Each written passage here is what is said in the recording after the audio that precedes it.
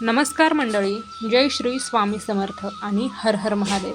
श्रावण महिना म्हटलं की आपल्या मनात भगवान महादेवांची भक्ती, शिवनामाचा जप आणि सोमवारच्या व्रताची आठवण येते. विशेषतः श्रावणातील पहिला सोमवार हा अनेक शिवभक्तांसाठी अत्यंत श्रद्धेचा दिवस असतो.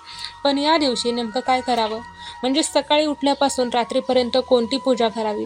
म्हणजेच पहा, श्रावणातला जो पहिला सोमवार आहे तर तो सोमवार म्हणजे सकाळपासून तर रात्रीपर्यंत काय करावे, विधी कसा करावा, पूजाविधी कसा असावा, सर्व माहिती तुम्हाला आजच्या व्हिडिओ थ्रू मिळणार आहे. श्रावणातला पहिला सोमवार आणि त्या दिवसाचा संपूर्ण विधिवत पूजेचा हा व्हिडिओ असणार आहे, ज्यामध्ये संपूर्ण तुमचा दिवसभराचा पूजाविधी, त्याचबरोबर त्या दिवशी काय करावे, काय करू नये, सगळी माहिती अगदी डिटेलमध्ये तुम्हाला मिळणार आहे. चला तर मग व्हिडिओला सुरुवात करूया.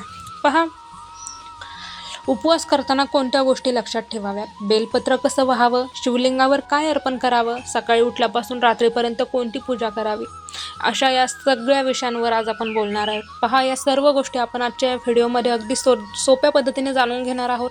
व्हिडिओ शेवटपर्यंत नक्की पहा आणि महादेवांवर श्रद्धा असेल तर कमेंटमध्ये प्रेमाने लिहा ओम नमः शिवाय. पहा, सकाळी लवकर उठून दिवसाची सुरुवात करा श्रावणाच्या पहिल्या सोमवारी. पहा, श्रावणातील पहिल्या सोमवारी लवकर उठा. उठल्यानंतर सर्वप्रथम आपल्या मनात भगवान शिवांचे स्मरण करा. मनात म्हणा ओम नमः शिवाय. यानंतर घरातील वातावरण स्वच्छ करा. पूजा करण्याची जागा स्वच्छ ठेवणे ही आपल्या परंपरेतील महत्त्वाची गोष्ट मानली जाते. यानंतर स्नान करून स्वच्छ कपडे घाला. महिलांनी किंवा पुरुषांनी आपल्या सोयीनुसार साधे आणि स्वच्छ कपडे परिधान करावेत. सगळ्यात महत्त्वाचं म्हणजे पूजा करताना मन शांत आणि स्थिर असावं. पहा, पूजा सुरू करण्यापूर्वी काही क्षण शांत बसा. भगवान शिवांसमोर हात जोडून आपल्या मनातील इच्छा आणि प्रार्थना व्यक्त करा. तुम्ही मनात असा साधा संकल्प करू शकता की हे महादेव, माझ्याकडून श्रद्धेने आणि भक्तिभावाने ही पूजा पूर्ण होऊ दे. माझ्या कुटुंबावर तुमची कृपा राहू दे आणि मला सद्बुद्धी आणि चांगल्या मार्गावर चालण्याची शक्ती मिळू दे. पहा, संकल्प करताना मनापासून श्रद्धा असणं खूप महत्त्वाचं आहे. त्यानंतर घरात शिवलिंग असेल तर आपल्या परंपरेनुसार त्याची पूजा करा. सर्वप्रथम शिवलिंगासमोर दिवा आणि अगरबत्ती लावा. त्यानंतर स्वच्छ पाण्याने अभिषेक करू शकता. काही भक्त दूध, दही, मध इत्यादींचा अभिषेक करतात, मात्र हे करण्याची पद्धत तुमच्या घरच्या परंपरेनुसार ठरवावी. अभिषेक करताना मनात किंवा हळूहळू ओम नमः शिवाय हा मंत्र म्हणत राहा. अभिषेकापेक्षा महत्त्वाचा आहे तो म्हणजे भक्तिभाव. पहा, भगवान शिवाच्या पूजेमध्ये बेलपत्राला विशेष स्थान आहे. बेलपत्र त्यानंतर तुम्ही अर्पण करायचे. अभिषेक झाला की तुम्ही बेलपत्र अर्पण करायचे. बेलपत्र अर्पण करताना ते स्वच्छ असावे. शक्य असल्यास अखंड त्रिदल असलेले बेलपत्र निवडा. बेलपत्र वाहताना ओम नमः शिवाय असा जप करा. बेलपत्राबाबत आपल्या घरातील किंवा स्थानिक मंदिरातील परंपरा असल्यास तीच पद्धत पाळा. त्यानंतर फुले आणि नैवेद्य अर्पण करा. महादेवांना साधी फुले अर्पण करू शकता. पूजेनंतर आपल्या श्रद्धेनुसार नैवेद्य दाखवा. फळे, दूध किंवा घरातील सात्विक पदार्थ नैवेद्य म्हणून ठेवू शकता. नैवेद्य किती मोठा आहे यापेक्षा तो श्रद्धेने अर्पण केला आहे का हे महत्त्वाचं आहे. पूजा झाल्यानंतर काही वेळ शांतपणे शिवनामाचा जप करा. ओम नमः शिवाय हा पंचाक्षरी मंत्र अनेक शिवभक्त श्रद्धेने जपतात, पूर्ण श्रावण जपतात. पण नाही तुम्हाला पूर्ण श्रावण जमलं तरी पण तुम्ही सोमवारी तरी नक्की करा. तुमच्याकडे वेळ असेल तर काही माळा जप करू शकता. वेळ कमी असेल तर काही मिनिटे मनापासून नामस्मरण करा. देवाची भक्ती करण्यासाठी मोठ्या गोष्टींची आवश्यकता नसते. मनापासून केलेले स्मरणही भक्तीसाठी महत्त्वाचे आहे. त्यानंतर पहिल्या श्रावणी सोमवारी शक्य असल्यास शिवमहिम्न स्तोत्र, शिवस्तोत्र, महामृत्युंजय मंत्र किंवा भगवान शिवाशी संबंधित कथा श्रद्धेने ऐका किंवा वाचा.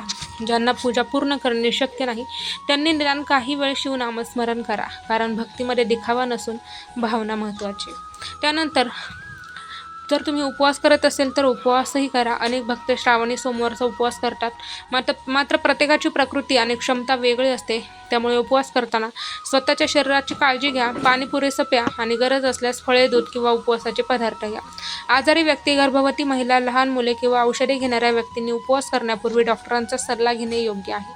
उपवास म्हणजे स्वतःला त्रास देणे नव्हे. उपवासाचा उद्देश भक्ती, संयम आणि आत्मनियंत्रण असा मानला जातो.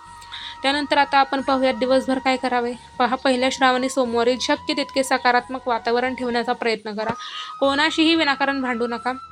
वाईट बोलणे, दुसऱ्यांची निंदा करणे, नालस्ती करणे, मनात द्वेष ठेवणे, एखाद्याचा तिरस्कार करणे, रागराग करणे हे टाळण्याचा प्रयत्न करा. दिवसभर शक्य तितके शिवनामस्मरण करा. एखाद्या गरजू व्यक्तीला अन्न द्या, मदत करा किंवा एखादे चांगले काम करणे ही सुद्धा सुंदर सेवा आहे. त्यानंतर संध्याकाळची पूजा कशी करायची श्रावण महिन्यातल्या पहिल्या सोमवारची, तर ते पहा.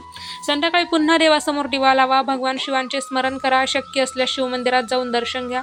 मंदिरात जाताना तेथील नियम आणि परंपरेचे पालन करा. शिवलिंगाला काही अर्पण करायचे असल्यास मंदिरातील पुजारी किंवा मंदिरांची पद्धत यानुसार ते करा.